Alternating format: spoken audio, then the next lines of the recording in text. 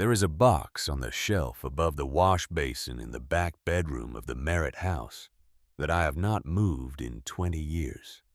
It is a small box cedar wood, the kind a man makes when he has learned enough about joinery to do it right, but still has something to prove to himself about the corners. The lid fits the way a good lid should, no gap, no force required, just the right pressure, and it opens. Inside there is not much. A tin button that belonged to my father. A letter folded so many times the creases have gone soft. And 2 rings. Both are oak. Both came from the same branch, a limb that fell during the ice storm of January 1886. When the wind came down from the Medicine Bow Range and took the east side of the old tree by the creek in one long crack that woke me out of a dead sleep. I found the branch in the snow the next morning, half buried, the wood still pale where it had split from the trunk. I picked it up without knowing why, carried it back to the barn, and set it on my father's workbench, where it sat for 2 years before I understood what it was for. The 2 rings are not the same size.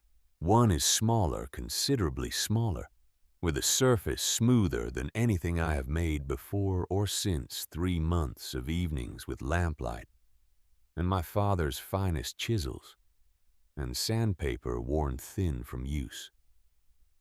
The other is larger, the proportions not quite even, with a place along one side where more wood was taken than intended, and the maker had to adjust. You can see where the adjustment was made.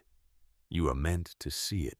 People who come into that room sometimes ask about the box, about the rings, about why I keep both of them, and particularly why I keep the smaller one, which has never fit the hand it was made for, and never will. I tell them it is because it is honest. That answer usually requires a longer explanation. This is the longer explanation. The winter of 1888 going into 1889 was the kind that reminds a man of his own smallness. Not the worst winter the Wyoming Territory had seen. The winter of '86 had killed cattle by the thousands across the range and broken men who had thought themselves unbreakable, but cold enough, long enough, and quiet enough to press down on a person in ways that have nothing to do with temperature. I had been on the Merritt land for 6 years by then. Came out with my father when I was 28. The 2 of us with a wagon and the kind of optimism that looks indistinguishable from foolishness until it isn't. My mother had been gone 12 years by that point. Fever in the spring of '76, quick and without warning in the way that fever takes people when it means business. My father did not talk about it. He made plans instead. I understood even at 16 that the plans were how he stayed upright. We built the cabin that first summer. It took longer than we expected. My father was not a large man. The Merritt men ran to the lean side, which the territory had opinions about. Never loudly, never in ways you could point to and name, but consistently, in the particular way a place and its people communicate their expectations without ever quite stating them. He was 5'7" in his boots and narrow through the shoulders, with hands that were better suited to the woodworking he loved than the cattle work the land required. He knew how to think a problem through before picking up a tool. He knew when to stop and when to keep going. And the difference between those 2 things is larger than most people understand until they have made enough mistakes to measure it. We ran cattle together for 4 years. It was not an easy life, but it had the particular goodness of 2 people working toward the same thing. And I did not fully understand how much of that goodness came from having another person in the cabin until the autumn of 1884, when my father's cough started. It began as the kind of cough a man ignores because there is too much to do before winter. By November, he could not finish a morning's work without stopping. By January, he was spending most of the day in the chair by the stove. By February, I knew, and knowing it did not help with anything, which is the particular cruelty of that kind of knowledge. He died in March of 1885. I buried him under the old oak by the creek where he liked to sit in the evenings when the work was done, and there was still light left in the sky.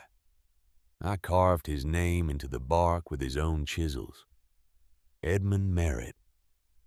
The bark has been growing around those letters for 4 years now, and every spring the name sits a little deeper in the wood, which seems to me the right way for a thing like that to go. After that, I was alone on the land. 3 years of it by the time I sat down to write that letter. 3 years of cooking for one, and working for one, and lying awake listening to the wind find every gap in the chinking my father's hands had helped pack. I was not unhappy exactly. Work has its own comfort, and I had enough work. But there is a weight that comes with long solitude that is different from sadness, more like pressure than pain. The kind that builds so gradually you do not notice it, until one evening you sit down at the table after supper and realize you have not spoken a word aloud to another person in 11 days. That was the evening I got out the paper. I wrote 9 drafts before I wrote the one I sent. I know it was 9 because I smoothed each one out afterward and counted them, spread them across the kitchen table in the lamplight, and looked at what I had tried to say and failed at in 9 different ways. The first draft was too eager. Reading it back, I sounded like a man who had been alone so long he had forgotten how to be casual about it. The second was stiff and formal like a legal document with feelings reluctantly attached. The third tried for humor and did not find any. The fourth was honest in ways I immediately regretted and crossed out so hard I put the pen through the paper. The remaining 5 each failed in smaller and more specific ways that I do not have the patience to catalog here, though I remember all of them. I sat at that table for most of the night. The lamp burned low and I trimmed the wick and kept going. Outside, the winter wind moved through the grass, the way it does out here.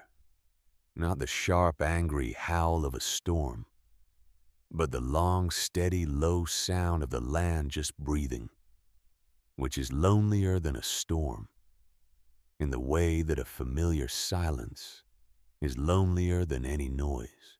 What I wanted to say was this: I am a small man in a country that does not have much patience for small men. And I have land I built with my father's hands and my own.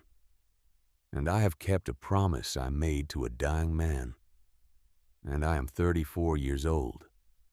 And I would very much like to have someone to talk to in the evenings who is there, because they want to be, and not because they have nowhere else to go. What I finally wrote was something tidier than that. But those were the words underneath.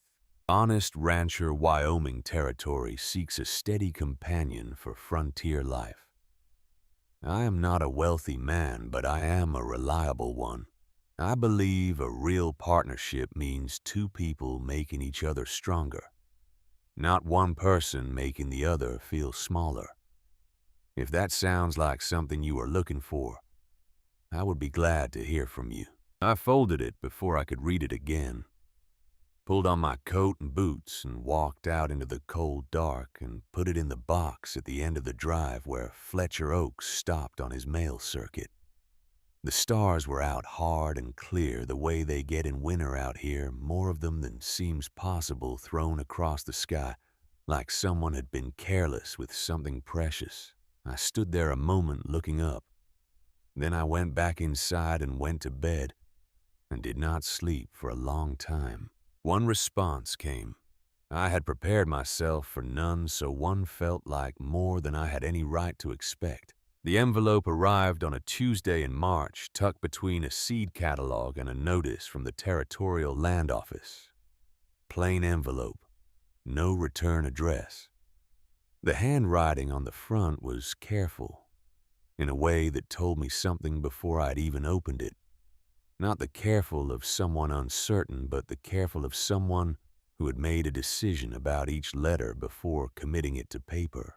I sat down at the kitchen table before I opened it. Inside, 4 pages, both sides the same deliberate script. Her name was Rowena Voss, 32 years old.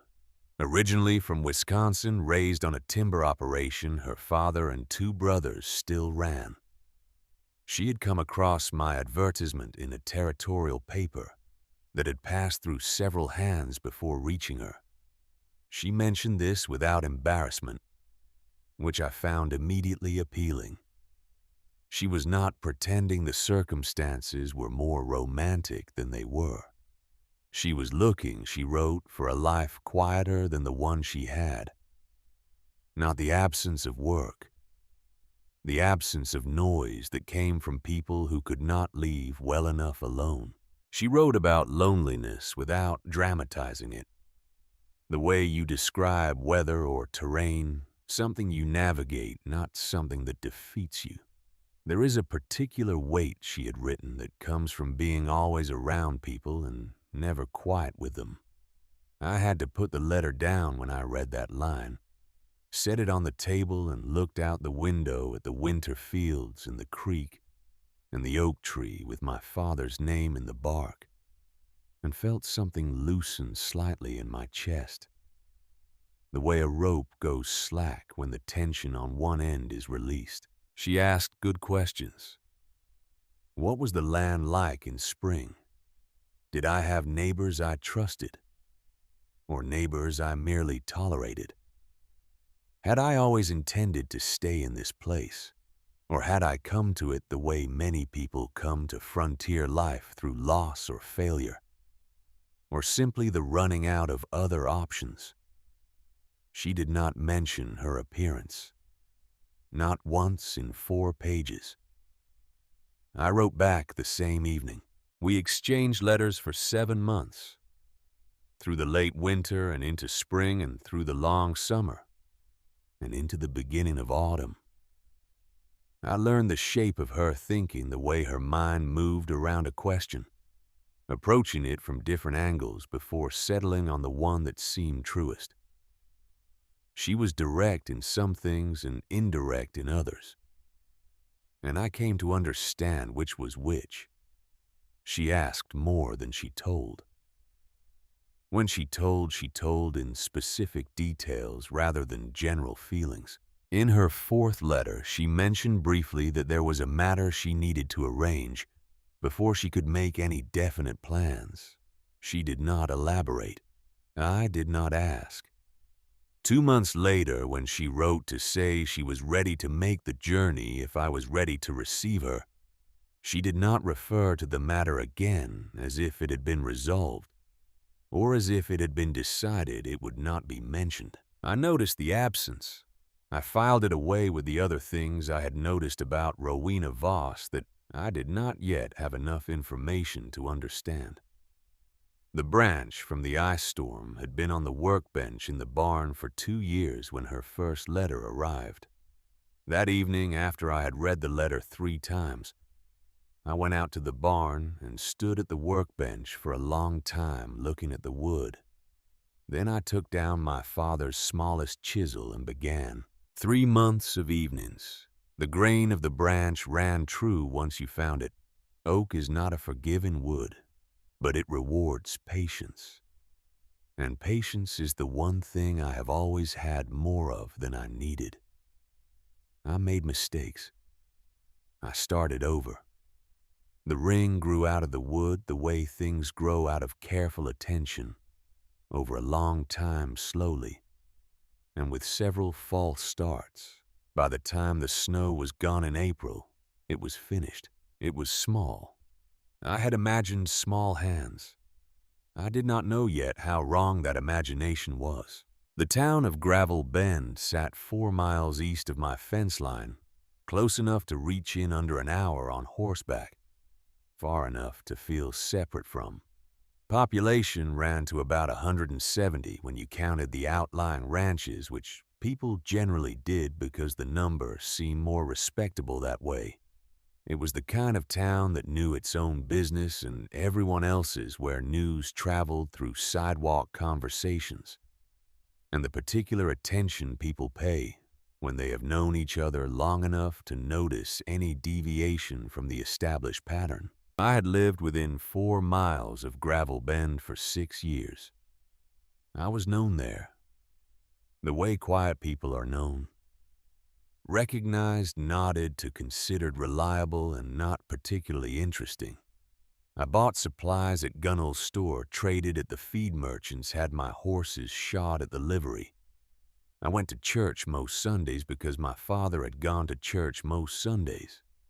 And some habits carry forward without examination. I was not disliked. I was simply not noticed in the way that a man like Doyle Prentice was noticed.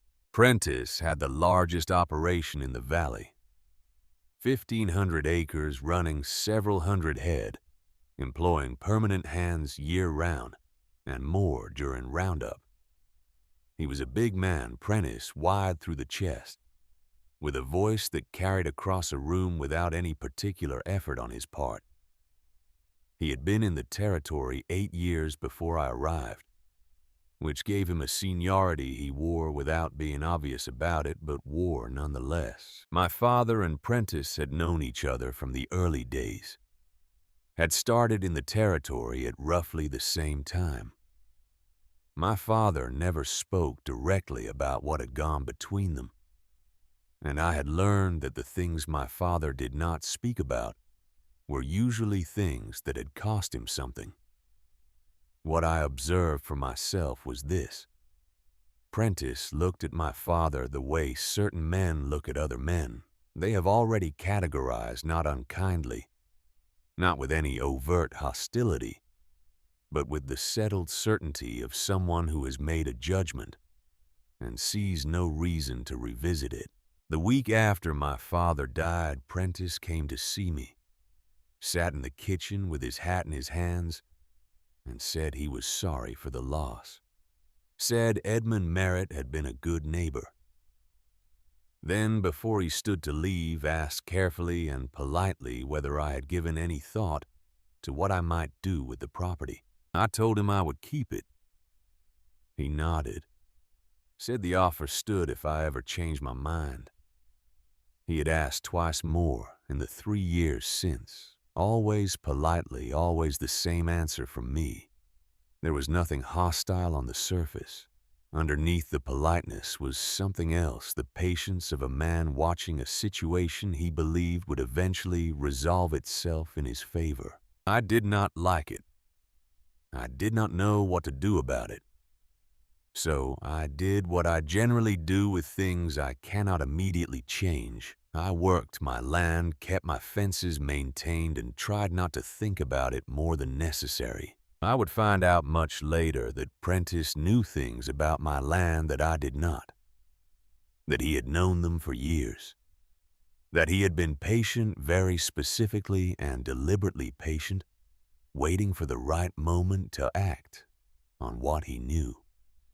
The right moment, as he calculated it, was when a man had built something new enough to be afraid of losing. I did not know any of this on the morning that Fletcher Oaks's wagon turned in at my gate. The neighbors knew she was coming. There was no way to keep the arrival of a mail-order bride quiet in a town of that size, and I had not tried. Oakes had mentioned it to someone, and from there it had moved through Gravel Bend with the speed that unusual news always moves in small places. Not maliciously, just inevitably, the way water finds its way downhill. By mid-morning on that Friday in late April, there were people finding reasons to be near my drive. Ida Spence had come on the pretext of returning a bucket she claimed my father had lent her some years back. A pretext so thin it was nearly transparent since my father had been dead 4 years, and she had not mentioned this bucket in all that time.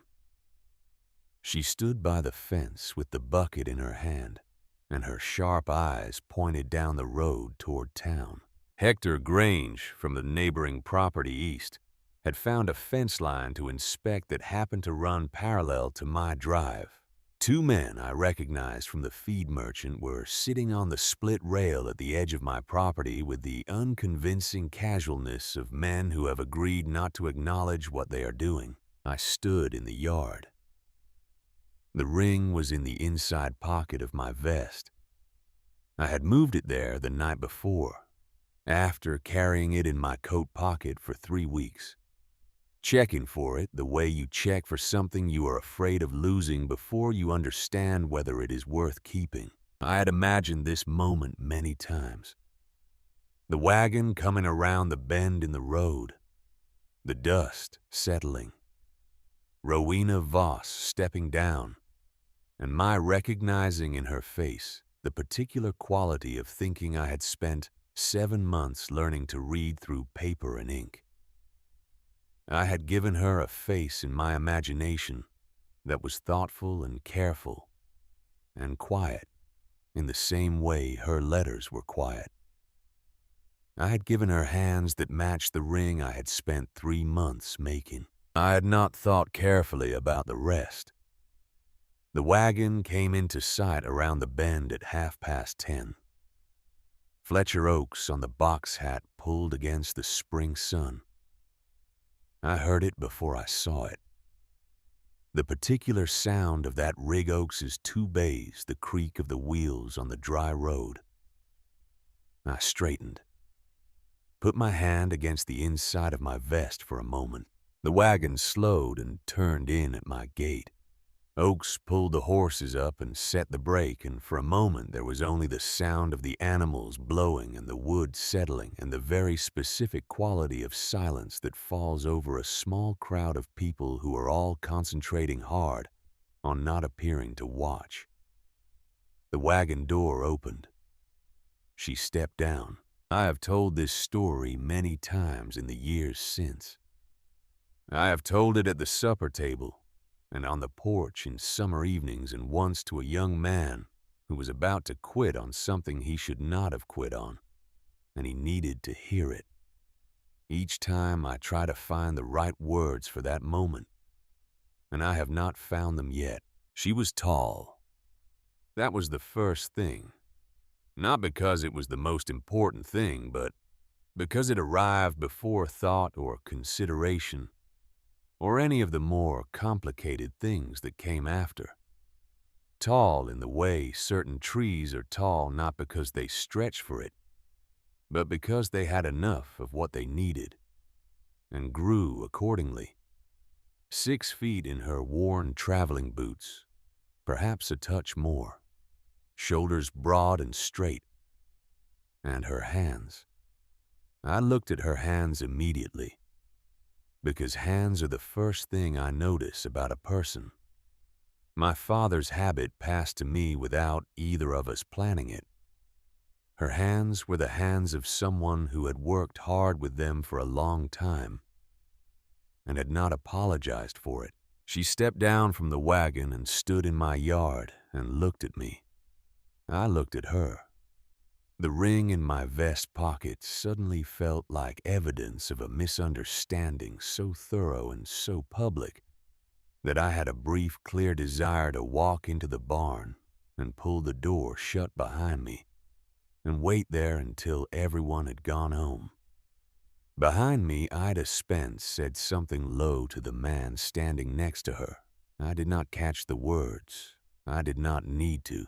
Fletcher Oaks on the wagon box cleared his throat and began arranging the reins with the focused attention of a man who has been dreading a moment for several days and is now thoroughly committed to not being any part of it. Rowena Voss looked at me, not with the open disappointment I had braced for, something more considered than that, something that told me she was doing the same arithmetic I was doing and finding it equally unexpected. There was no mockery in her face, no pity, which would have been worse than mockery. Just a steadiness that I recognized from her letters and found, despite everything settling. She walked toward me, each step deliberate and unhurried, the same quality of movement that I would come to recognize in the months after as the particular way she moved toward anything that required her full attention, without hesitation, without performance, simply going. She stopped 2 feet in front of me, close enough that I had to look up to meet her eyes. They were gray, clear and steady in the morning light, considerably more settled than mine. She put out her hand. "You must be Cale," she said. Her voice was lower than I had imagined it, and there was a weight in it that had nothing to do with volume, the way a river is not loud, but has more in it than a stream. No mockery, no pity, just the plain acknowledgement of a situation. That was what it was. I took her hand. Her grip was firm and careful at the same time. The grip of someone who knew exactly how strong they were and thought about it. "I think we should talk," she said. The way she said it was not unkind. It was honest. And honest in that yard, with half of Gravel Bend watching from a distance they were pretending was accidental, was the best I could have asked for. "Yes," I said. Fletcher Oaks climbed down from the wagon and began unloading her trunk with the particular efficiency of a man who wants very much to look occupied. Her trunk was dark wood banded with iron, and it was the largest piece of personal luggage I had seen outside of a hotel lobby. I got my hands under one end and lifted, and the trunk communicated immediately, and without ambiguity, that it had not been built for one man of my particular dimensions to move unassisted. I did not ask for help. I stood there with my end of the trunk elevated approximately 4 inches above the wagon bed, my face doing things I was grateful no one was looking directly at, and I considered my options. Rowena came around the side of the wagon. She did not comment, did not sigh, did not adjust her expression in any way I could detect. She simply picked up the other end of the trunk as though it weighed considerably less than it did, and we carried it together through the cabin door, which required angling it sideways, the trunk being wider than the frame had anticipated for any reasonable piece of luggage. There was a moment in the doorway where we both had to stop. The trunk was wedged. Both of us halted, her face less than 18 inches from mine. I could smell the road dust on her coat, and beneath it something clean and faintly resinous like pine shavings. "Left or right?" she asked, meaning the 2 sleeping alcoves my father had divided with a curtain when we built the cabin. "Right," I said. We set the trunk down. The floorboards registered the weight. I had cleaned the room the day before, swept the floor, put clean bedding on the cot, set a tin cup of early wildflowers on the windowsill because it had seemed like the right thing to do at the time, and now seemed possibly like too much. She looked at the flowers for a moment.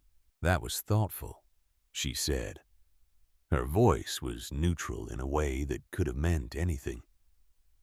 Then she went back outside to see about the rest of her bags, and I stood in the small room and breathed for the first time in several minutes.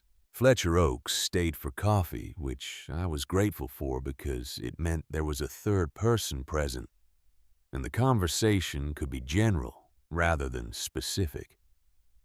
He told us about the road conditions coming south, about a bridge soft on the western side after the spring thaw, about a family he had passed moving further west with everything they owned, in a wagon that looked unlikely to survive another 50 miles. Rowena listened and asked a question or two about the road.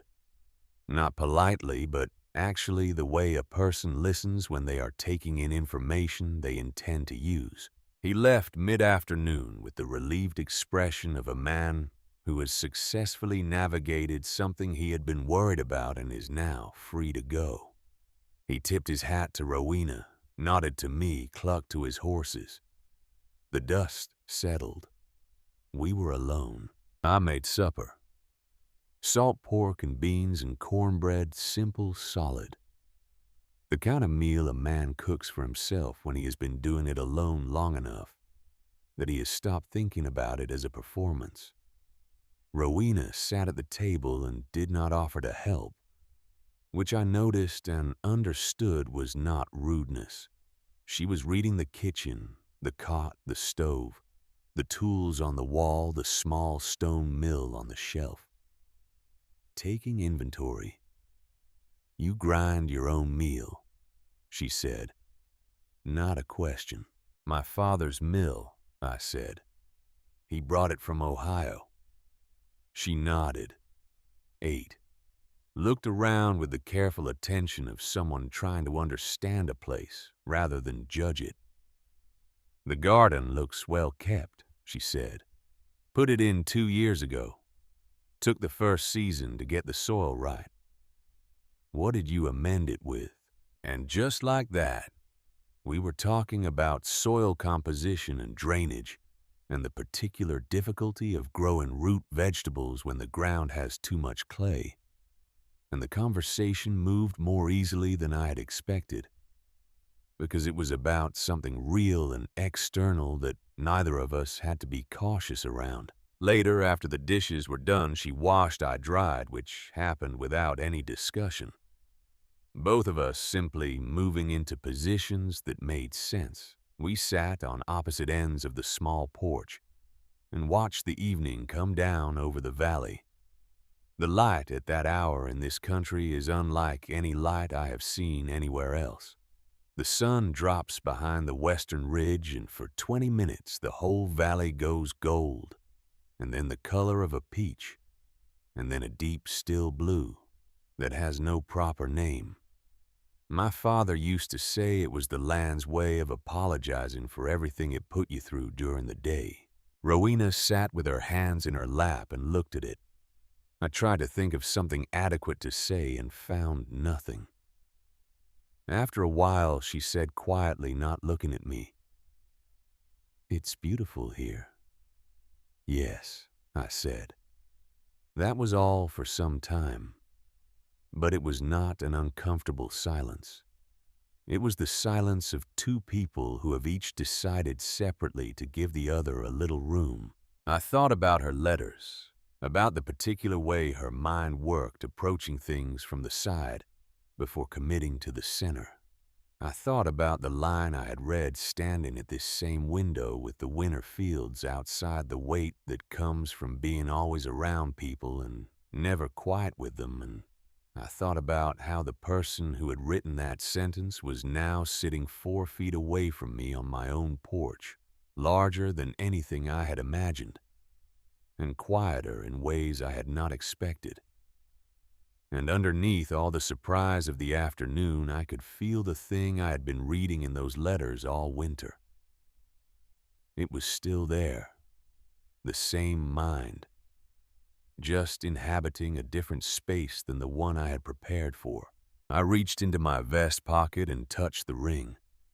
Then I took my hand away. Not yet, I thought. It is not yet. The next morning, everything changed. Not between us that would take longer and harder things than one night's sleep. What changed was the morning itself arriving with a problem that had nothing to do with two people navigating the strange and awkward territory of being strangers who had agreed to consider a life together. I woke before first light, as I always do, made coffee, did the morning feeding, came back inside to find Rowena already at the kitchen table, hands wrapped around the tin cup I had left out, looking at the early sky through the window. with an expression I could not read. We drank coffee. I made eggs. She ate without ceremony.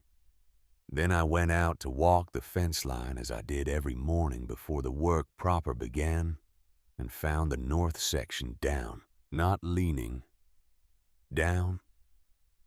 3 posts pulled clean from the ground, the wire coiled back on itself and pressed into the soft spring earth on the wrong side of the fence line.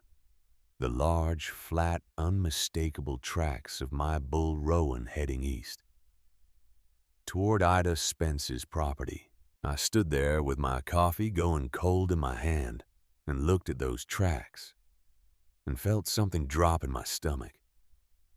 Rowan was not a bad bull. He was, by every measure that mattered, an excellent one. Well-formed and healthy, had sired the best calves on the Merritt land for 3 years running. But he had the temperament of a creature who had concluded that the social expectations of others did not apply to him, and he had the physical means to enforce that conclusion. He went close to 1,800 pounds. His horns curved wide. 2 of my neighbors had learned in separate incidents the previous year that approaching him directly from the front when he was in a particular mood ended badly, and sometimes at some height off the ground. Ida Spence's garden was 3 parcels east. I started walking. I heard it before I saw it. Ida's voice carrying across the valley in the particular register of a woman who has discovered something she worked 3 years to build, has been treated as acceptable grazing by an animal with no appreciation for the effort. By the time I came through her gate, I could make out the full extent of it. The garden rose beds along the south fence that she had brought as cuttings from her mother's place in Vermont, wrapped in damp cloth for the entire journey west. Border stones placed with the precision of someone who cared deeply about the borders. Beds that were the acknowledged pride of every woman in Gravel Bend and the source of multiple blue ribbons at the territorial gathering in Laramie. Rowan had found it to be a satisfactory place to spend the night. He was standing in the center of it, head low, one front hoof moving in a slow meditative arc over what had recently been a rosebed. Around him, 3 years of careful cultivation lay variously trampled, scattered or pressed flat. 2 men from the neighboring property stood at the fence line with ropes maintaining the specific distance of men who have already made one attempt and found the results instructive. One of them, Grange from the east quarter, had a fresh tear in his coat sleeve. Ida stood on her front steps. She was using her voice. I reached the edge of the ruin and looked at Rowan, who looked back at me with the flat, untroubled gaze of a creature that does not recognize the concept of consequences. I had a rope. I did not have any particular plan for what to do with it, given that Grange, who was a large man and not without experience with difficult cattle, had already tried and was now standing at a safe distance with a torn sleeve. Then from beside me came a voice. "How long has he been in here?" Rowena was standing at my elbow. She had followed me from the ranch without my noticing, or I had been walking too fast and too worried to look back. She was looking at Rowan with the same focused, still attention I had seen her direct at the road conditions when Oakes described them, the look of someone gathering information. "Since sometime last night," I said. "The north fence was down when I went out." She didn't respond, still watching the bull. "Those men came at him from the front," she said. "Yes. He's not angry." She said it as a statement of fact, not reassurance. "He's unsettled. Those are different problems." I looked at Rowan. He looked angry to me. But I was aware that my ability to read the interior states of 1,800-pound animals was limited. and Rowena's voice had the quality of someone making an observation rather than an argument. Then she stepped forward. "Rowena." The word came out louder than I intended. "He's dangerous when he's—" But she was already moving into the ruined garden, and something in the way she moved, that same unhurried, unperforming quality I had noticed in the yard when she stepped off Oakes's wagon, made the next word stop in my throat. I stood there. Everything in me said to call out again, to intervene, to step in front of the situation, in the way that the audience assembling at the fence line seemed to be waiting for me to do. And something quieter than instinct said, "Wait. Let her." I have thought about that moment many times in the years since. The decision to stay still. It did not feel like wisdom at the time. It felt like holding my breath. The garden went quiet. Ida's voice stopped mid-sentence. I heard more people arriving at the fence line. Word had traveled the way it always travels in a small place, and a bull in Ida Spence's garden was sufficient cause to find a reason to be nearby. Rowena walked toward Rowan the way water moves down a slope, following the natural line, not pressing. She was talking to him. I could see her lips moving, but could only catch the edge of it. Not words exactly, or not words that parsed into meaning, more like sound shaped into language, rhythmic and low. The kind of sound that has been going on for a long time and will keep going on. Rowan's ears moved. The slow rotation of an animal paying attention to something it is not yet categorized as a threat or an opportunity. His hoof stopped its slow pawing. 12 feet. 10. The fence line was completely silent. I was not watching Rowena. I had shifted my attention. I could not have said exactly when to the fence line itself. To the faces there. To Ida Spence on her porch steps, her hand pressed flat to the front of her dress. To Grange motionless, his torn sleeve forgotten. And then to Doyle Prentice, who had appeared at the gate with his eldest son, Warren. Prentice was not a man who showed surprise. In 3 years of knowing him, I had never seen his face do anything unplanned. But watching Rowena cross that ruined garden, he had the expression of a man encountering something that does not fit any category he is prepared for, and the discomfort of a man who is not accustomed to being without a category. 8 feet. 6. Rowena stopped, extended one hand palm up toward the bull. "There you are," she said, and her voice was clear enough now to carry to the fence line. "You're not truly angry, are you? Just confused and a long way from where you know." Rowan looked at her hand, looked at her face. His breathing was still heavy, but the set of his head had changed that slight shift of weight off the front legs. The pulling back of aggression into something closer to uncertainty. She took the last 2 steps, put her hand on his neck just behind his left ear. The sound that came out of Rowan then was not a sound I had heard from him before. A long, slow exhalation, almost a sigh, the release of something that has been held too long. His head dropped. He leaned into her hand the way a dog leans toward a person it has decided to trust. Someone at the fence line made a sound. Not a word, just the involuntary noise a person makes when they witness something they cannot immediately account for. "Someone bring me a lead rope," Rowena said, entirely calm, as though she had not just walked up to an agitated bull in a destroyed garden and placed her hand on him. "From the Merritt barn, if someone wouldn't mind." Fletcher Oakes, who had arrived at some point I hadn't noticed, turned and went at a near run. Rowena kept her hand on Rowan's neck, fingers moving in slow circles behind his ear. still talking to him in that low, continuous way. The bull stood with his head down and his eyes half closed, 1,800 pounds of animal that had been the cause of considerable alarm for the past several hours, behaving now like something that had simply decided it was time to cooperate.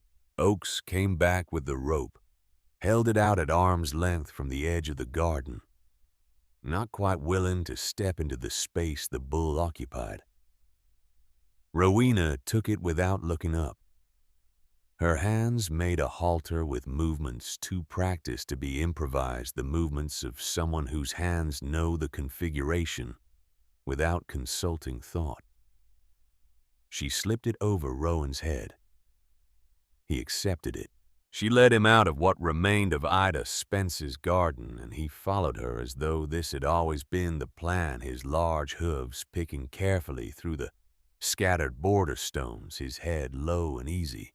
The assembled neighbors parted before them. When she passed me, she glanced sideways, not quite a smile. The expression of someone who has done a thing and would like to move past the doing of it. "That north fence," she said, not breaking stride. "We should fix it today." I watched her walk across the field toward the Merritt land, my bull walking beside her, as though she had always been where he was supposed to go. Prentice was still at the gate when I turned back.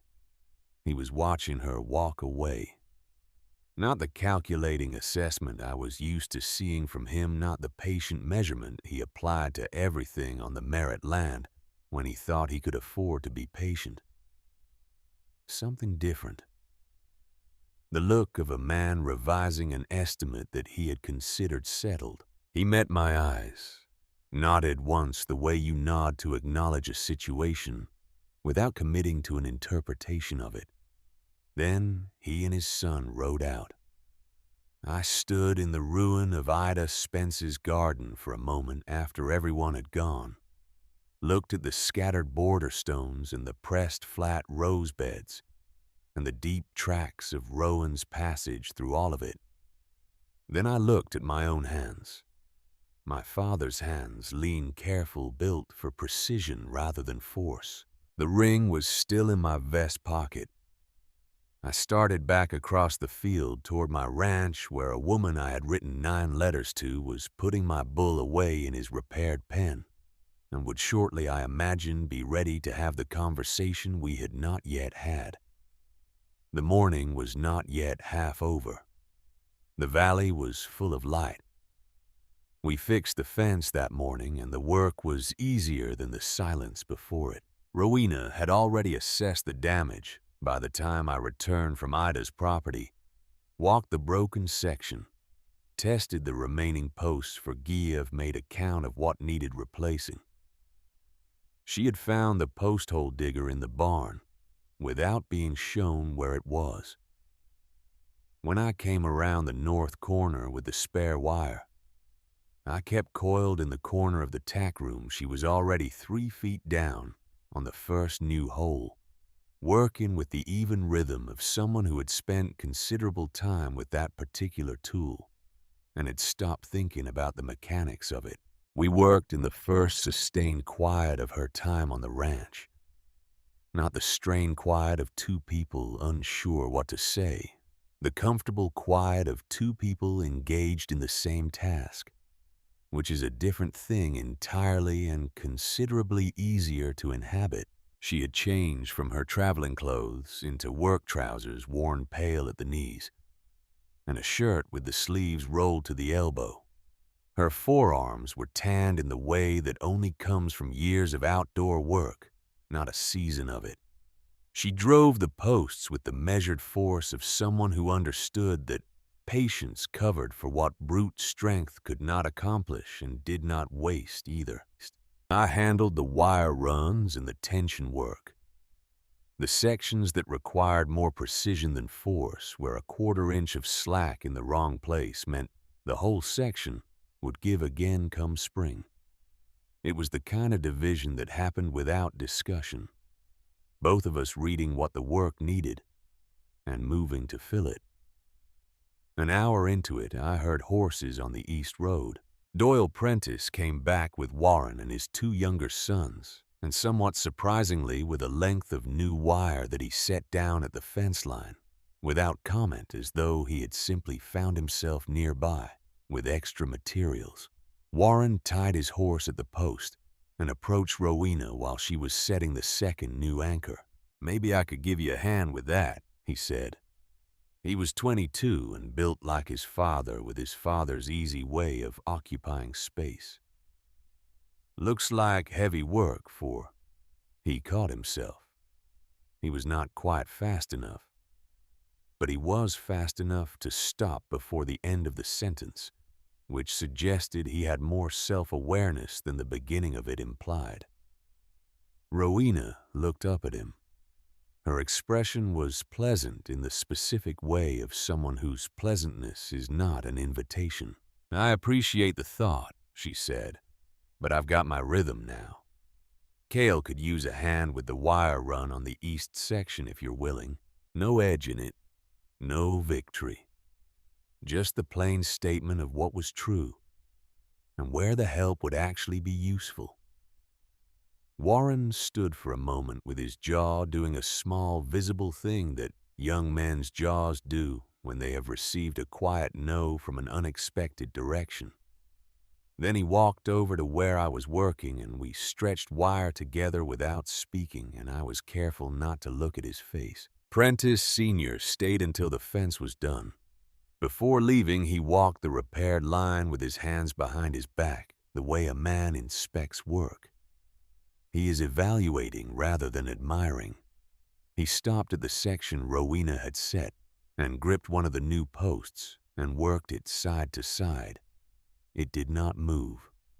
He tried the next. Same. "Good work," he said.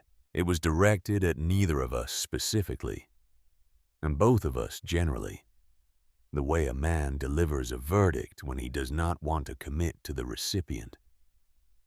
He collected his sons and rode out for the second time that day.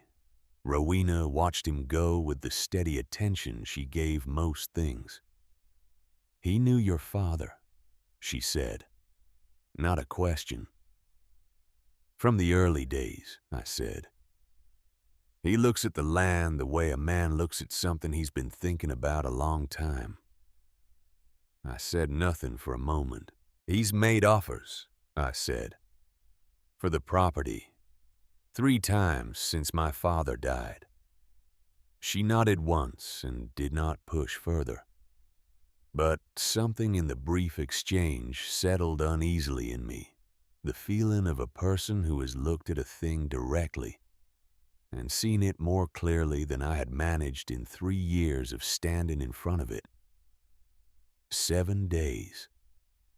That is how long it took before I stopped listening for her footsteps and simply heard them.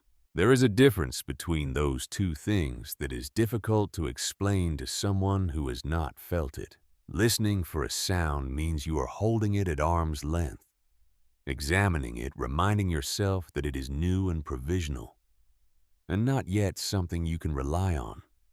Simply hearing is what happens when a thing has become part of the ordinary texture of a place, when it belongs there, longs.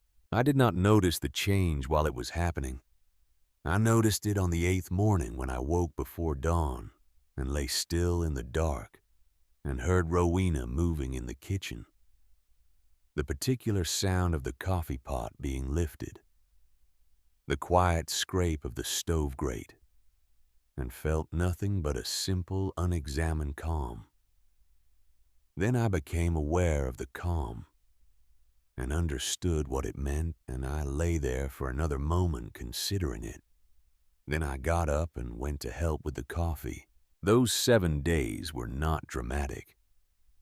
That is what I want to say clearly, because the dramatic parts of a story have a way of crowding out the parts that matter more. The second morning, I showed her my father's woodworking tools. His chisels, the small draw knife, the carving gauges he kept wrapped in oiled cloth, because rust was the enemy of fine edges and he had been particular about his tools. She picked up the smallest chisel and held it. The way you hold something not made for your hand, carefully aware of the mismatch between the handle and her palm. I showed her to hold it lower where the balance was better. Had to stand close to do it. She paid attention in the complete way she paid attention to everything, with none of the distracted quality of someone thinking about something else while appearing to listen. By the end of the hour, she had made a cut along a piece of scrap pine that was cleaner than my first attempt had been, and she looked at it with the focused satisfaction of someone who has learned a true thing. Again, she said, the fourth day she began teaching me to read horses. Not riding, I could ride adequately the way a man rides when horses are tools rather than companions.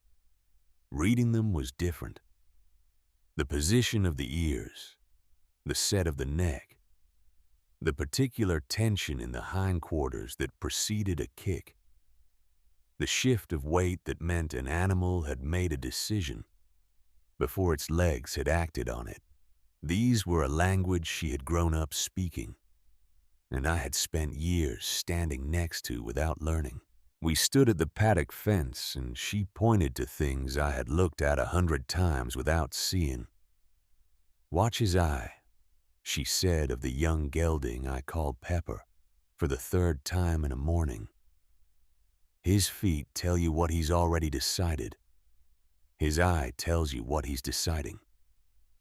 I watched the eye, began slowly to understand what I was looking at. The fifth morning, I came out to find the gate to the south pasture repaired. A hinge that had been binding since February that I'd been meaning to get to since March. She had done it before dawn, before I was up, and said nothing about it when I came out. I looked at the hinge, looked at her already headed toward the barn, said nothing. That evening, I took out the carving tools and made a small wooden pin to replace the missing one in the iron clasp on her trunk, which I had noticed was loose when we carried it in on the first day. Left it on the lid of the trunk without comment. The following morning, the pin was installed. Neither of us mentioned any of this. It was not a competition, and it was not a performance. It was two people in proximity to each other's problems fixing what they could fix. That is all it was. But it was also something I had not had in 3 years, and something I had not known I was missing until I had it again. On the 7th day, she found the sketchbook. I know the exact moment because I had come back from the creek to retrieve a tool I had left behind, and I passed the window of the small room and saw her standing at the shelf with the sketchbook open in her hands. I had left it there by accident when I cleaned the room, set it on the shelf without thinking, meaning to retrieve it. Inside were my drawings of the ring, draft after draft, each one with something wrong, each one marked through with a single clean line when I understood what the wrongness was, not crossed out in frustration. One line decisive, the way you close a door when you have found the right room. She did not know I had seen her. She stood with the book open, turning the pages slowly, and her face had an expression I had not seen on it before. Not the careful neutrality she kept in public, not the focused attention of learning something new. Something quieter than both of those, something without a quick name. She put the book back exactly where it had been. That evening at supper, she looked at me differently. Not dramatically, just with a slight adjustment in the way a room looks different when one piece of furniture has shifted, even when you cannot immediately say which piece. I thought about the sketchbook. I thought about what she had read in the crossed-out drafts. I did not ask. It was not yet the moment for that conversation. But I began to understand that the moment was coming. On the 8th morning, Doyle Prentice rode in alone. I was at the workbench in the barn, the same bench where my father had kept his tools, where I had started the ring the previous winter, fitting a tenon joint for a section of the calf pen gate when I heard his gray horse in the yard. I recognized the sound. I set down the chisel, wiped my hands, and stood for a moment in the barn's interior with the smell of hay and horse and old wood around me. And I thought about my father, not his words, just his hands. The way they had moved over a piece of wood without hurrying, finding the grain and following it rather than forcing against it. He used to say that the material had something to say about what it wanted to become, and that the work went better when you listened. I went out to meet Prentice. He had brought Warren. The young man sat his horse at the gate while his father dismounted in the yard, and I understood the presence of the boy for what it was, not a threat exactly, but an audience, a piece of staging. Prentice was a man who understood the weight of being observed. I let him come to me rather than going to him. "Merritt," he said. "Prentice." He made his usual survey of the property barn pasture fence line. The habitual assessment of a man who sees land before he sees the people standing on it. Then he looked at me. "I expect you've had time to think over our conversation," he said. "I have," I said. "I've also had time to speak with a lawyer." Something moved across his face, quick and controlled. He had not expected that, or had not expected it to happen so quickly. "Harlan Brecht," I said. "He comes through Gravel Bend on the last Thursday of the month. Ida Spence was kind enough to make the introduction." Prentice was quiet for a moment, recalibrating. "Brecht is a capable man," he said carefully. "He is." He looked into the filing, the nature of the obligation. Who holds the claim now that the supply company is dissolved? I paused. He was thorough. And what was his assessment? Prentice's voice was still even, still measured. But something in the underside of it had changed. That settled patience, that layered certainty was not quite where it had been. "That the matter is resolvable," I said, "through appropriate channels, without any transfer of land." The yard went quiet. Behind me, the barn held its smell of hay and work and old wood. In front of me, Prentice in his hat, Warren at the gate, and the whole architecture of a man's patience arranged around him like a coat he had worn so long he had forgotten he was wearing it. He was quiet for a long moment. Then he looked past my left shoulder. I turned. Rowena was standing at the corner of the barn. She had been working with the horses. It was where she spent most mornings now, and had come around the corner at some point during the conversation. She was not performing stillness. She simply was still the way she was, still when she had assessed the broken fence, and when she had walked toward Rowan in Ida's garden, the quality of a person who does not spend energy on what is not required. She said nothing. She did not need to. Prentice took it all in. Rowena at the barn corner, the fence line we had repaired together, the south gate with its new hinge, the north pasture with its water rights that he had wanted for years. His gaze moved the way it always moved a practiced inventory, but when it came back to me, it landed differently. The arithmetic was changing. I could see it happening on his face, not the arithmetic of the filing and the north parcel. That calculation was already shifting, already coming up different than he had planned. The larger one, the one about what he was actually standing in front of, which was not what he had been waiting 3 years for. Not an uncertain man alone on land he was not sure he could keep. Something else. Brecht is a reasonable man, Prentice said. His voice was careful, but the certainty had gone out of the underneath of it. If he believes the matter can be resolved through the county office, I wouldn't stand in the way of that. I looked at him steadily. The north parcel is not available, I said. He considered that for a moment. No, he said. I don't suppose it is. We stood in the yard. The morning was clear and bright, one of those late spring mornings with more light in it than the season seems to warrant. A hawk was working the updraft above the south ridge, turning slow circles, neither climbing nor descending, simply using what was there. Then something shifted in Prentice's face. Not much, but something.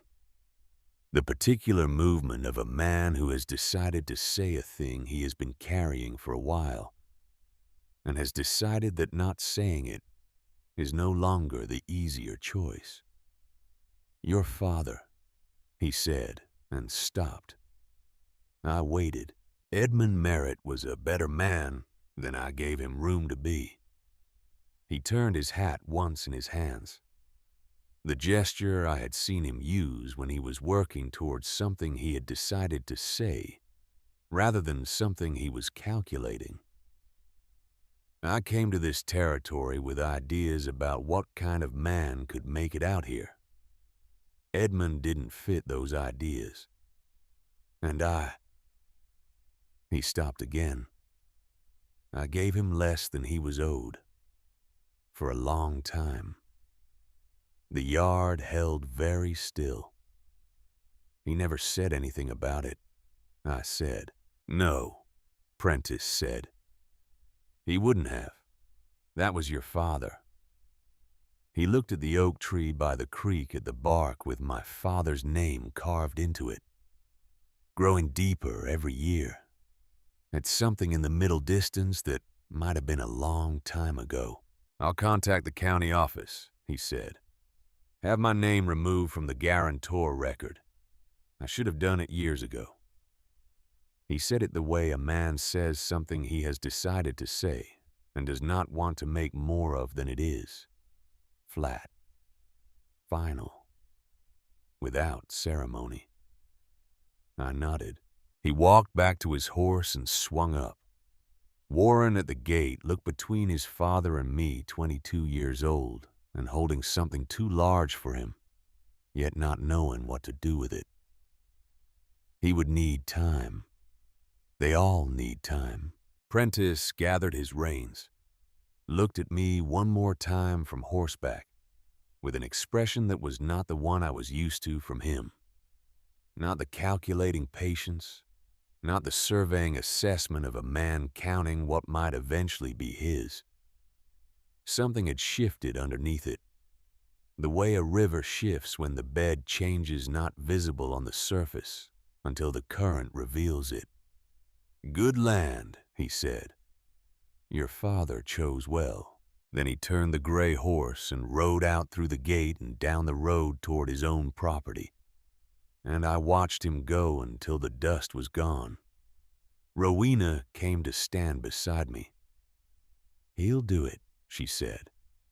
What he said. I think so, I said. Partly because the cost of not doing it is higher than the land is worth, and partly because he's been carrying it a long time. Yes. She was quiet for a moment. The thing about your father, she said, that was real. It was real, I said. We stood in the yard while the morning went about its business around us, the horses in the paddock, the creek talking to itself beyond the oak tree, the ordinary sounds of a working ranch on a clear spring morning that had been something else an hour before and was now returned to itself. Thank you, I said, for Brecht, for going. She looked sideways at me. You were going to figure it out. Eventually. I was already in town, she said. I almost smiled. You keep saying that. It keeps being true. I looked out at the land, the north pasture, with its rocky ground and water rights. The south pasture, where Pepper was making his considered way along the fence line. The barn with my father's tools on the workbench. The garden coming back already from what Rowan had done to it. The oak tree with the name in the bark. I put my hand against my vest pocket. I have something I've been meaning to do, I said. I went inside and got the ring. Not from my vest. I had moved it that morning finally, after 3 weeks of carrying it. Like a question, I kept checking to see if I was ready to answer. I had put it in the small cedar box on the shelf, where I kept the things that mattered. The tin button that had been my father's. The letter from my mother I had read until the folds went soft. I took the ring out of the box and stood in the kitchen for a moment. It was small.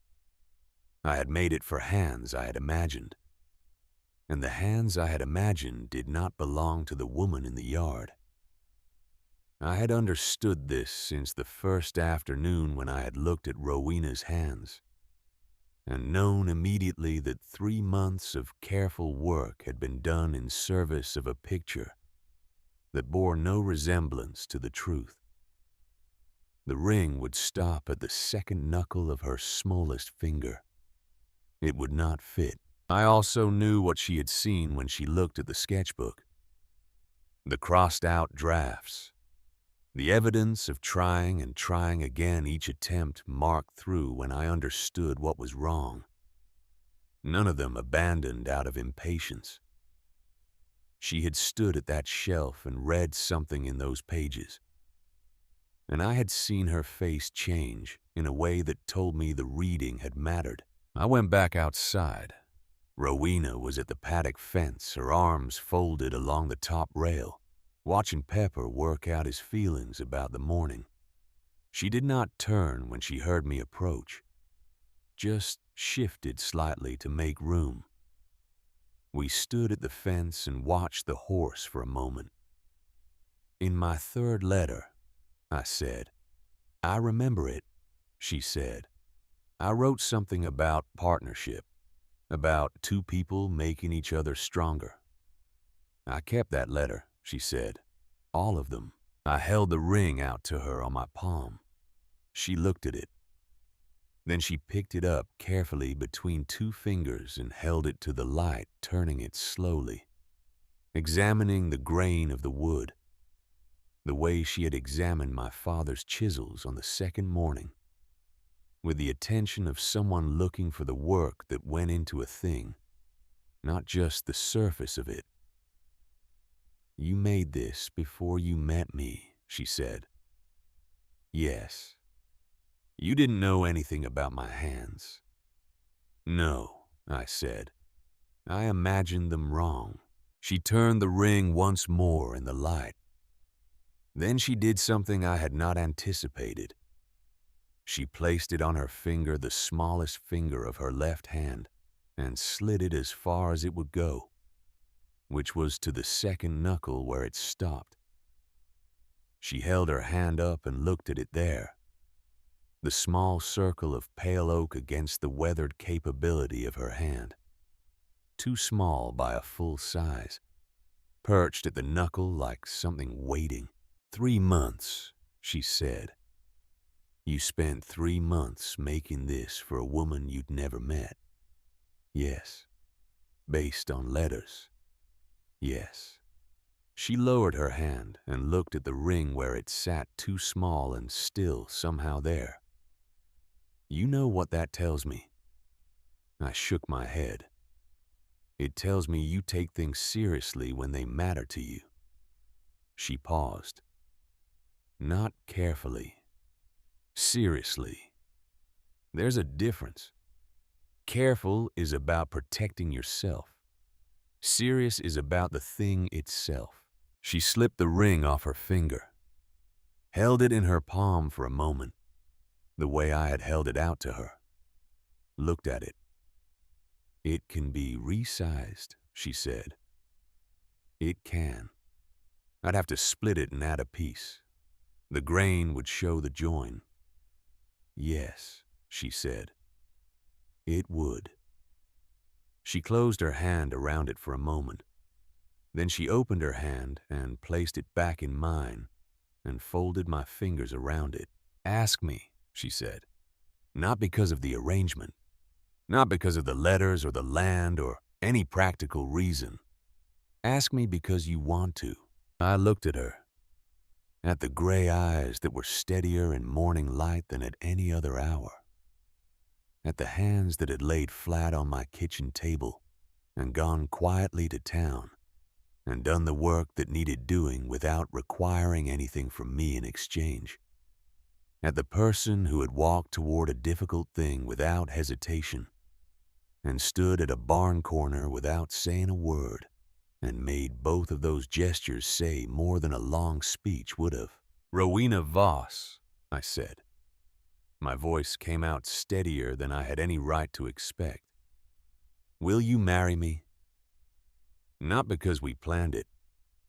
Not because it is the practical end of what we have been doing. Because I think we are building something here that neither of us could build alone. Because the past 7 days have been the least lonely I have had since my father died. Because you found the right question to ask, and I want to be present for the rest of them. She was quiet for a long moment, long enough that I was aware of the hawk above the south ridge, still turning its slow circles, and the creek and pepper moving along the fence line, and all the ordinary sounds of a morning continuing around a moment that was not ordinary at all. Yes, she said. Then, but I have conditions. I waited. We resized the ring together. You show me how, not just the result, the work. All right, and I'm going to make one for you. It won't be as fine as this one. I'm not there yet with the tools, but I want to make it. Something moved in my chest, a specific and unfamiliar sensation that took me a moment to identify. The particular release of a hope you have been afraid to hold directly finally being answered. All right, I said again. One more thing. The expression on her face was not quite a smile, but it was in the same territory close enough to see from where I was standing. You are going to let me finish teaching you to read horses. All of it, not just the basics. You are still watching the feet too much. I know, I said. You're getting better. You're a good teacher. You're a slow student. Yes, I said, but I'm thorough. She looked at me for a moment with that expression that was not quite a smile. Then it arrived fully without the careful management she kept over most of what she showed. It changed her face the way weather changes a landscape completely, and for the better, and I kept the image of it the way you keep a thing that you understand in the moment of keeping. You will need for a long time. What I did not know, that morning, what I would only understand weeks later, was what had moved in the days before Rowena said yes. Fletcher Oaks had not been as silent as I assumed. Oaks ran his mail circuit the way a river runs its course through established channels, with a feel for every bend and shallow gathering things along the way that were not strictly his to carry, but that gravity and proximity deposited in his hands anyway.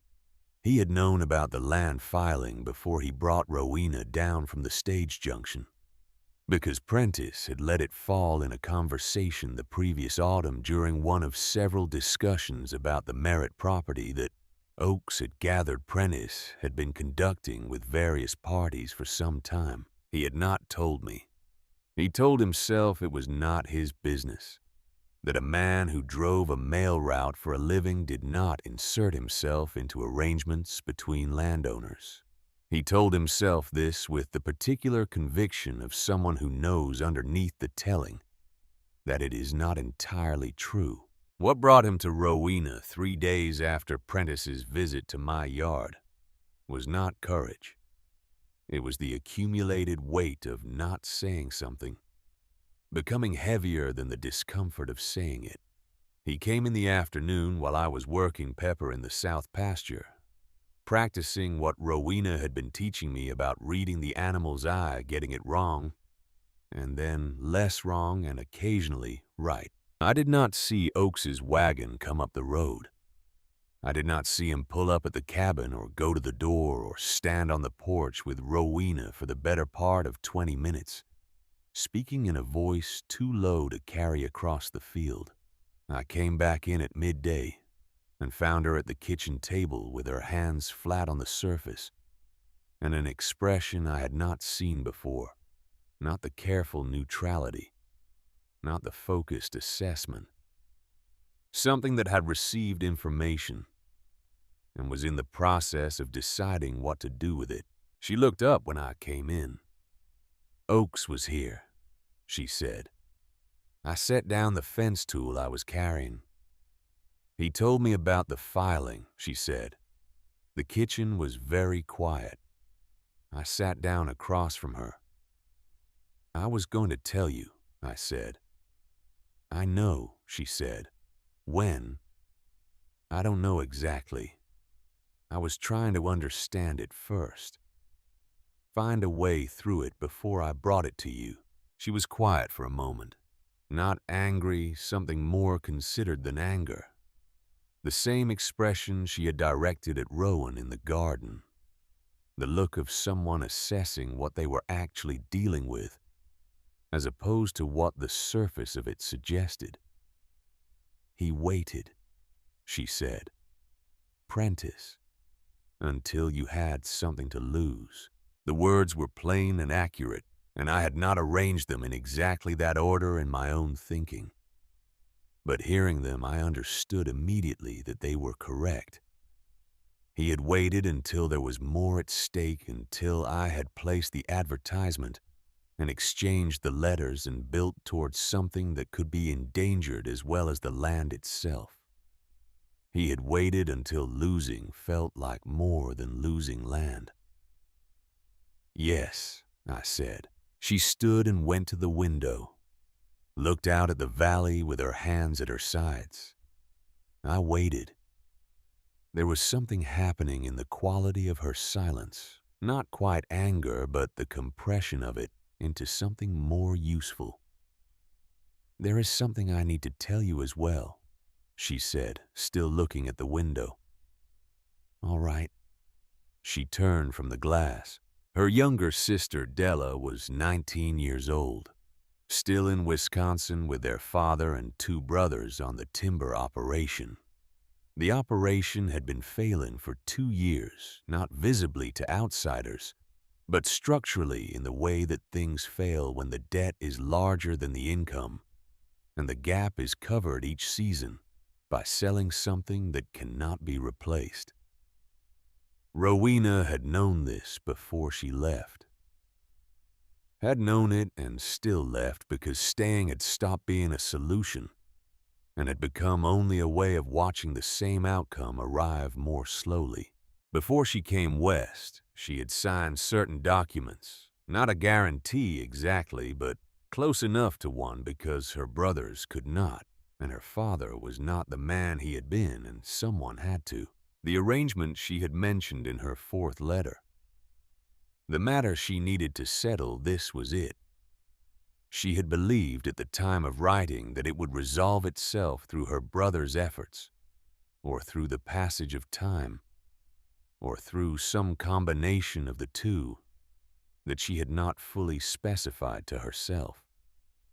She had not told me because telling me would have required knowing what to do about it. And she had not known. She had not told me because she knew if she told me that I would have to make a decision about it.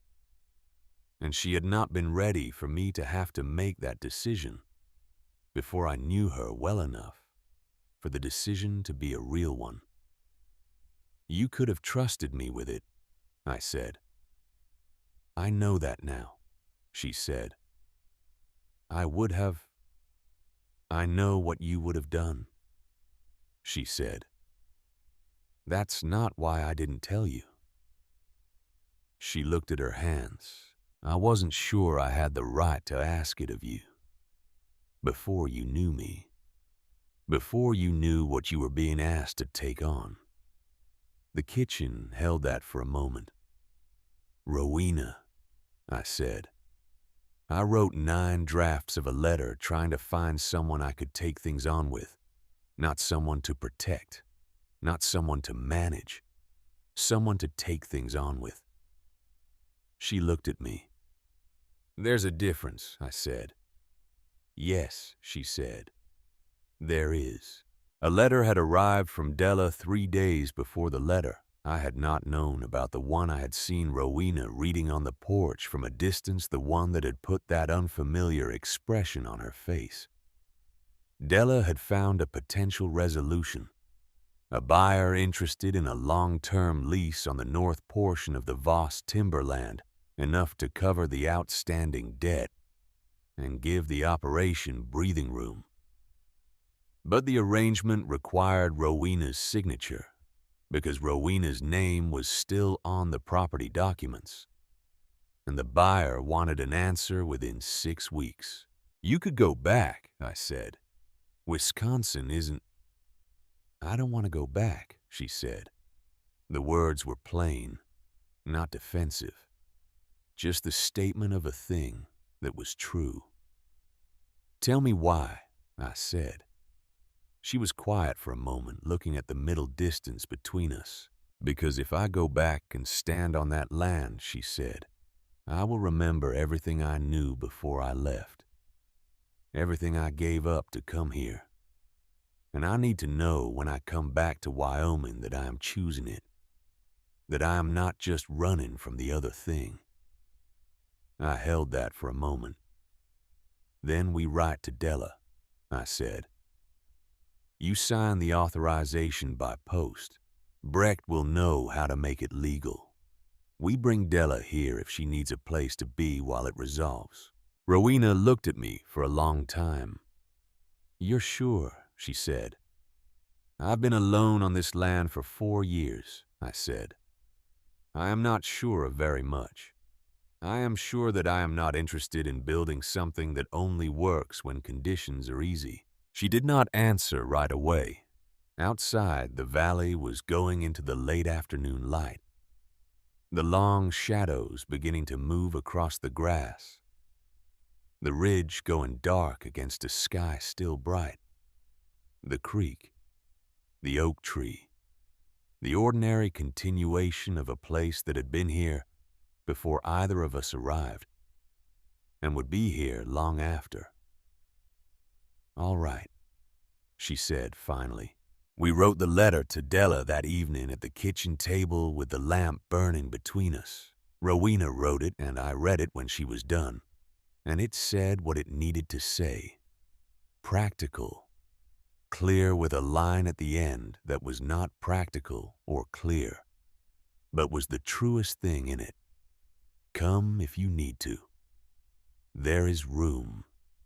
We folded it and sealed it, and I put it at the end of the drive for Oakes's morning circuit. Then we sat on the porch until the stars came all the way out, which took a while, and the valley went from blue to black, and the creek kept talking to itself, and neither of us felt the need to fill any of it with words. The ring was in the cedar box. The filing would be resolved.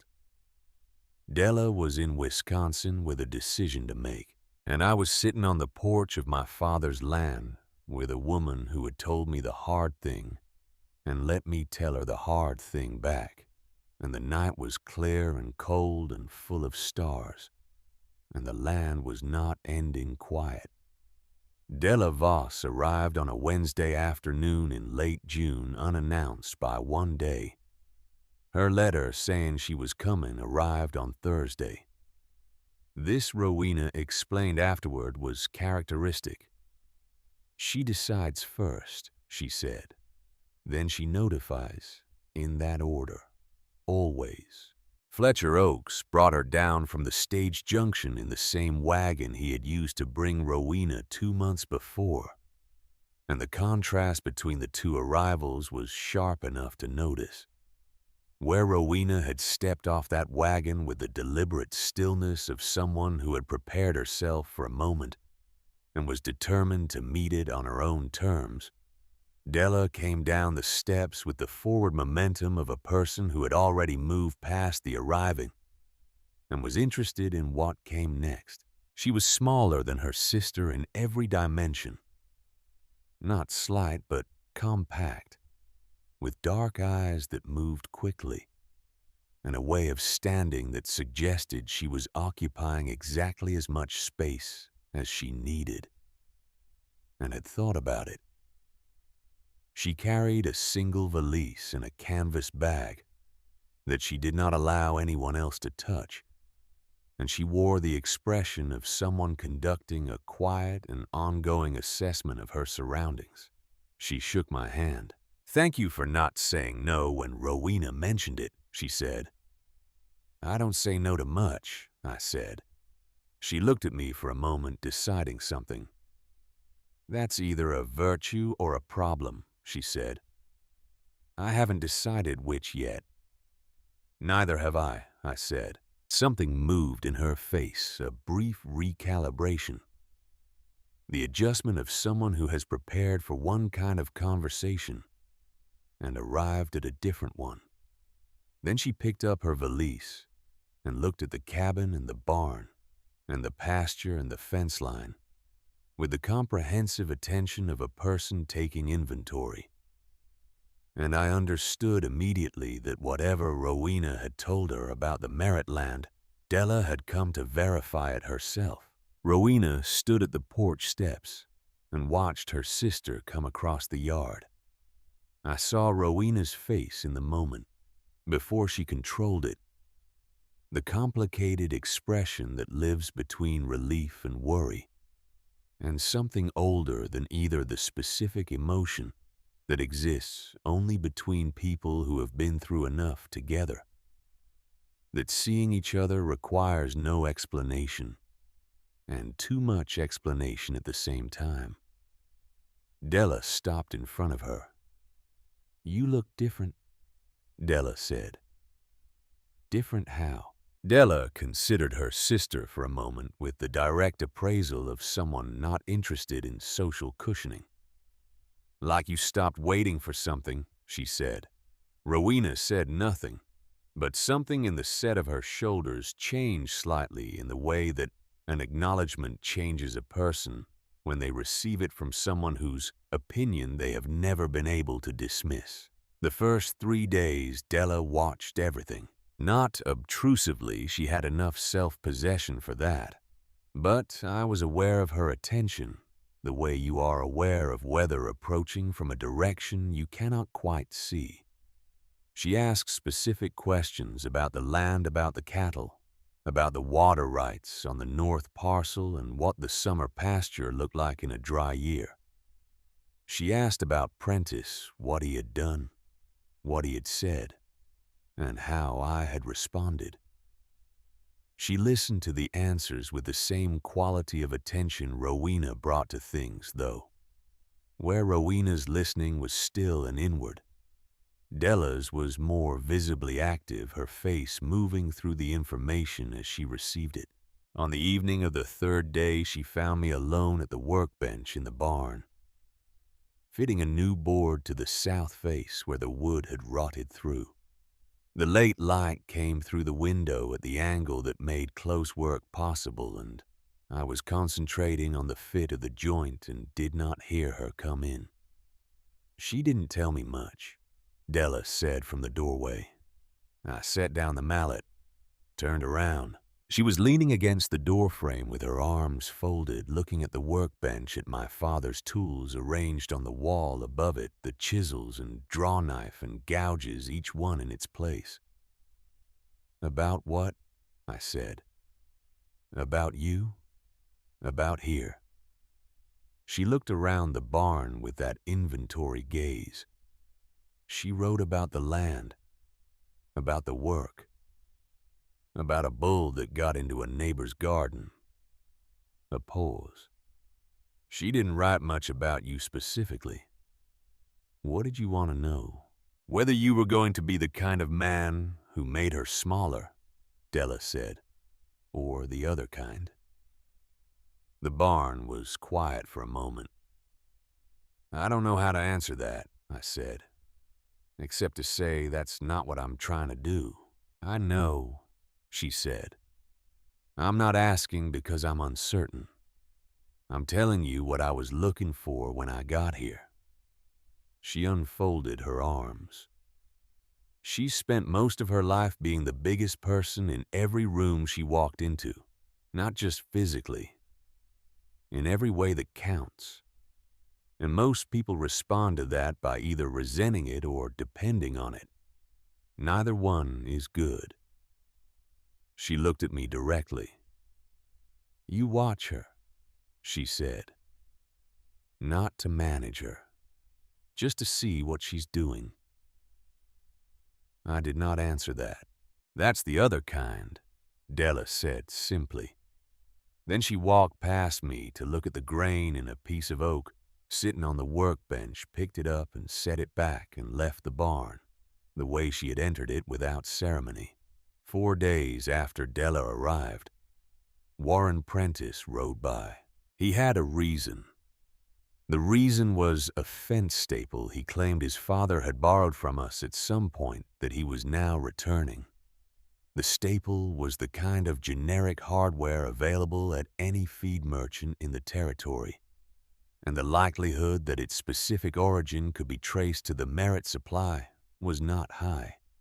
But he had it in his hand, and he presented it at the gate with the straightforward manner of someone who has decided his excuse is adequate and is not going to undermine it by appearing nervous. Della was working near the gate, checking the tension on the wire we had rehung the previous week.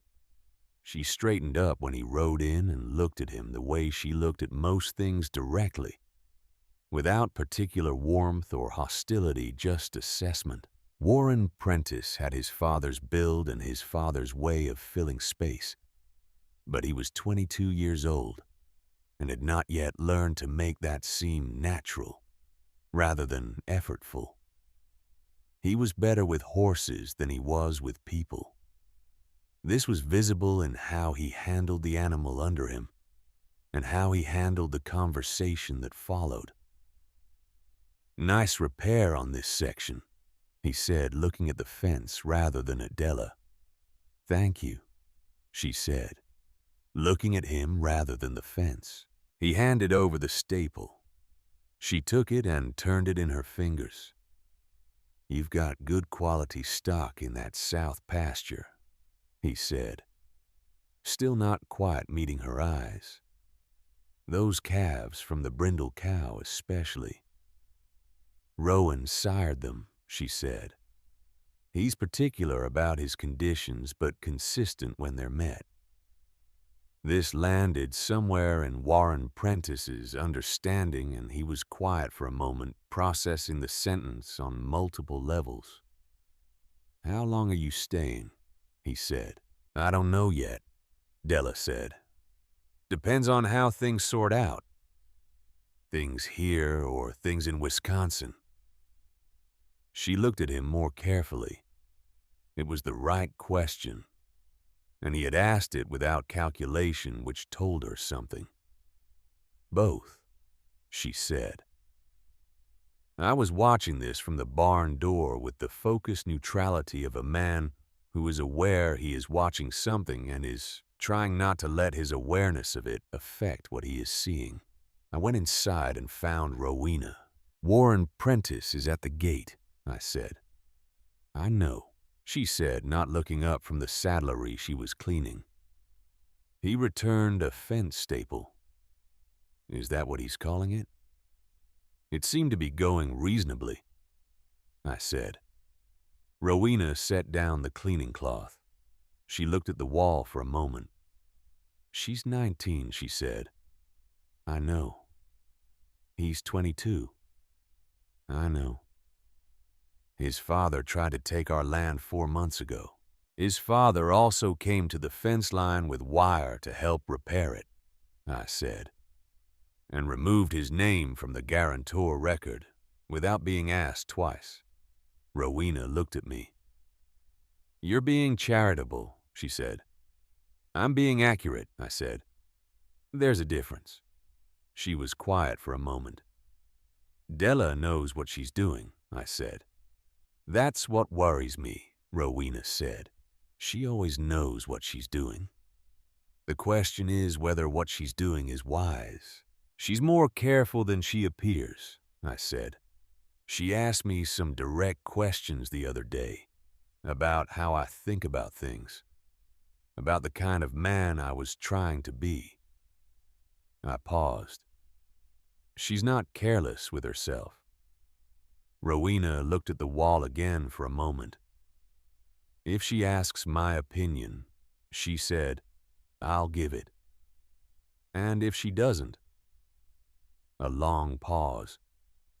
"Then I'll manage," she said, and picked up the cleaning cloth. I went back to the barn door. Warren Prentice was still at the gate. He and Della were talking about something cattle, it sounded like, from the fragments that carried across the yard, with the careful attention of two people who are using a practical subject to determine whether a less practical conversation is worth having. I went back to my work and left them to it. The summer moved the way good summers move, with enough difficulty in it to make the good parts mean something, and enough good parts to make the difficulty worth it. Della's situation in Wisconsin resolved itself in stages. The lease arrangement for the timberland was formalized. Rowena's authorization accepted by post with Brecht's assistance. The immediate pressure on the Voss operation eased. Her brothers, to whom Della referred in her letters with an affectionate precision that made their limitations clear, without being unkind about them, began to manage the reduced operation with somewhat less crisis than before. Della stayed through August. She worked. That was the thing about Della Voss. She did not occupy a space without contributing to it. She learned the Merritt cattle faster than I had expected, and she had a gift for the practical repair of things that was different from Rowena's gift, but complementary to it. Where Rowena saw the structural problem, Della saw the immediate fix.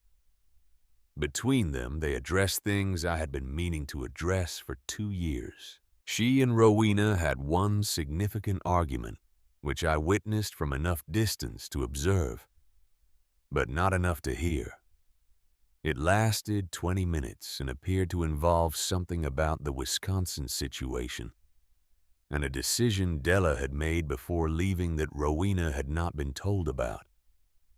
They stood in the south pasture with the kind of physical stillness that people maintain when they are being careful with something breakable, and their faces held the complicated expressions of people working through an old disagreement that has acquired new layers. They came back to the cabin separately, 20 minutes apart. Neither mentioned it at supper. By the following morning, they were working together again as though it had not happened, though, with a slightly different quality to the silence between them. A silence that had passed through something and come out the other side.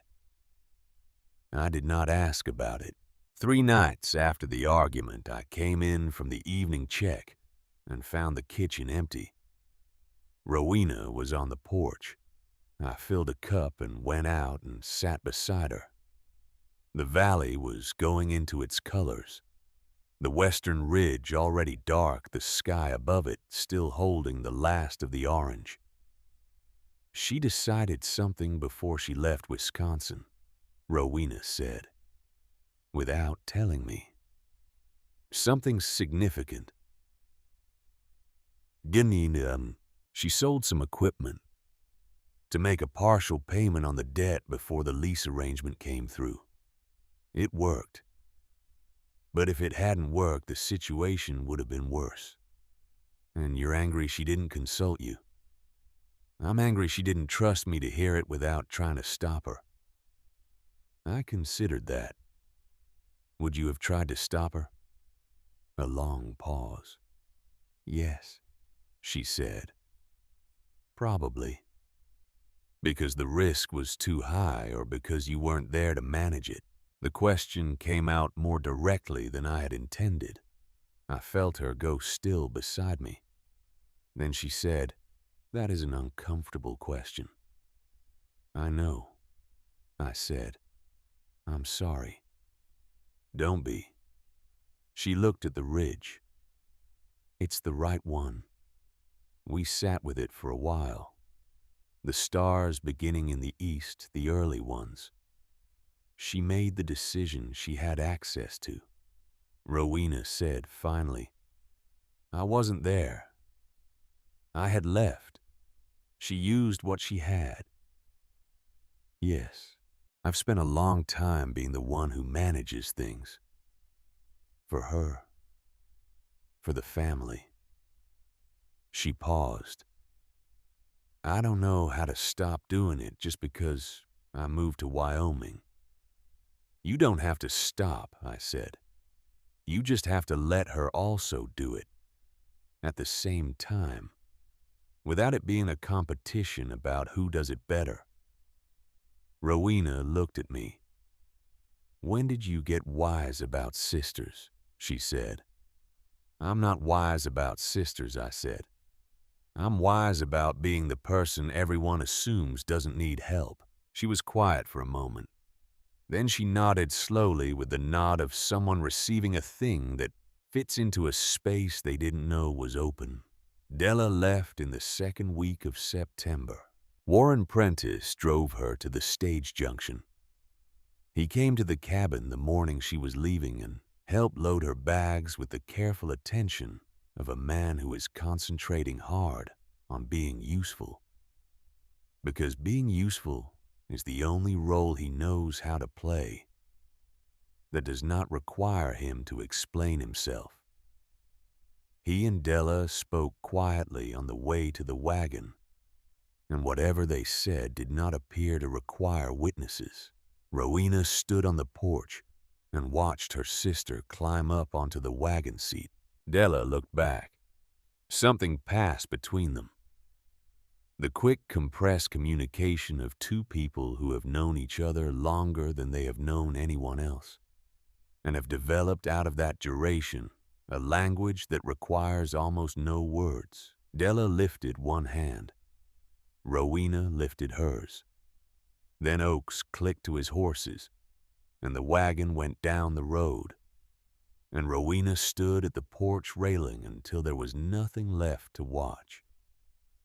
I came to stand beside her. "She'll be all right," I said. "I know," Rowena said. "She's always all right. That's the thing about Della. She lands on her feet even when the landing is hard." A pause. "I just won't see it happen." "No," I said. "That's the part I'm still learning," she said. The not seeing. We stood there a moment longer. Then she turned and went back into the cabin, and I followed, and we made coffee and began the ordinary work of the day. We were married in October. The valley was at its best. The cottonwoods along the creek gone to gold, the scrub oak on the ridge a deep burnished red, the sky that particular hard, clean blue of Wyoming autumn that seems to have had something removed from the air in order to achieve it. The church in Gravel Bend was small whitewash plain, a wood stove at the back that whoever stoked it always lit too late, so the first half of any service was cold and the second half was almost warm. The pews were full. I had not expected them to be, and then I had looked at the town with clearer eyes and understood that I should have. Something had happened in Gravel Bend that summer. Not a single event, more like a series of adjustments. Small recalibrations in the way people understood certain things. what a man's worth consisted of, what strength looked like when you were watching closely rather than casually, what it meant when a woman walked toward a difficult thing without hesitation and handled it without making a performance of the handling. People had watched these things happen in their town, and they had come to see how it ended. Prentice was there, third pew, right side, alone without his sons, which was a statement of a particular kind, the deliberate choice to come as himself, rather than as the head of something larger. He sat with his hat on his knee and his hands folded, and when I came in, we looked at each other across the room, the way men look when they have finished one version of a thing and are beginning another version that neither has a complete picture of. He had been as good as his word about the county office. The guarantor filing had been cleared 6 weeks after our conversation in the yard. Brecht handling the paperwork, Prentice signing what needed to be signed. He had not returned to the Merritt land since the morning of the hawk and the settling dust. I had not expected him to. But he was in the church and he was alone, and I thought I understood something about what that meant. Ida Spence stood at the back near the door in her dark dress and her good hat, close enough to see everything, far enough to leave quickly, if she chose. She wore the expression of someone watching a thing come out right, that they had hoped would come out right, but had not allowed themselves to expect. When Rowena came in, Ida looked at her with the contained satisfaction of a woman who has been paying attention for a long time and has reached a conclusion she finds sound. Fletcher Oakes sat in the middle of the congregation with his hat in his hand and the posture of a man repaying a debt by showing up. He had come to me 2 weeks before the wedding and said plainly that he should have told me about the filing when he first knew, that he had told himself it was not his place, and that this had been on reflection a way of being comfortable rather than a way of being right. I had told him I appreciated him saying it. He had nodded. Neither of us had needed to say more than that. The rings were oak, both of them from the same branch, the branch that had come down in the ice storm of January 1886, that I had carried back from the snow without knowing why, that had sat on the workbench for 2 years before I understood what it was for. It turned out there had been enough of it for 2. Things sometimes work out that way, sufficient for purposes you could not have named when you started. I had made mine for Rowena 3 months before I met her from a picture I had made in my head from hands I had imagined. Rowena had made hers for me over the weeks of October. In the evenings after supper at my father's workbench with his tools, while I sat nearby doing other work or simply being present in the same room. She had not been wrong that hers would not be as fine as mine. The surface was not as smooth. The proportions were not perfectly even. There was a place along one side where she had taken more wood than she intended and had to adjust. And the adjustment was visible not as a flaw exactly, but as evidence.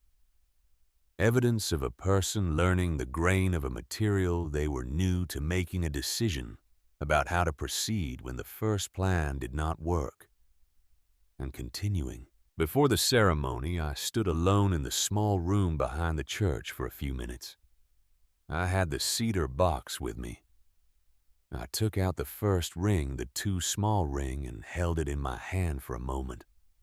Pale oak, smooth from 3 months of evenings, smaller than it should have been, made for hands I had invented rather than hands I had learned. I put it back in the box. Then I went out into the church and stood at the front and waited. When Rowena came in, she walked the way she walked toward everything that required her full attention, without hesitation, without performance, simply going. She wore her good clothes and her hair was done in a way I had not seen before. And she was, as always, the tallest person in the room. And she moved through the space between the pews with the particular quality that I had been watching all summer and had still not entirely found words for. The quality of someone who has arrived somewhere and understands without needing to announce it that they belong there. She came and stood in front of me. The wood stove at the back had been lit late as usual. The front of the church was cold. Neither of us minded. She took out the ring she had made, held it in both hands for a moment. "When I looked at your sketchbook," she said quietly enough that it was between us rather than performed for the room, "all those drafts crossed out, I saw someone who did not stop when the first attempt was wrong, or the fifth. Someone who kept going until it was true." She looked at the ring in her hands. "This one isn't as fine as yours. There's a place here." She touched it, where I took too much and I had to adjust. "You can see where it happened." "I can see it," I said. "I left it," she said, "because that's where I was learning. And I wanted you to wear something that had that in it." I looked at the ring, at the place she had indicated the slight irregularity, the evidence of a course correction made in the middle of the work, and then continued past. "The most honest thing I own," I said, "is the ring I made for you. Because it was made with everything I knew at the time, which was wrong about almost everything except the seriousness of the attempt." She looked at me. "I know," she said. That's why I said yes.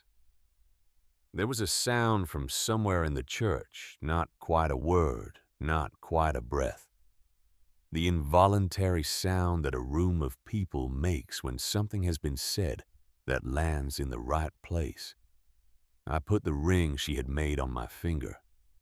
She put the ring I had made, resized now, a clean seam visible along the top where the new piece had been fitted in the grain, matched as closely as the wood allowed on hers. The preacher, who was a practical man from a practical territory, said, "Well, that's done then." Laughter warm and relieved, the kind that comes when something difficult has been navigated to a good landing. The first harvest 6 weeks after the wedding came in better than any year since my father had worked the land. The cattle were the best they had been.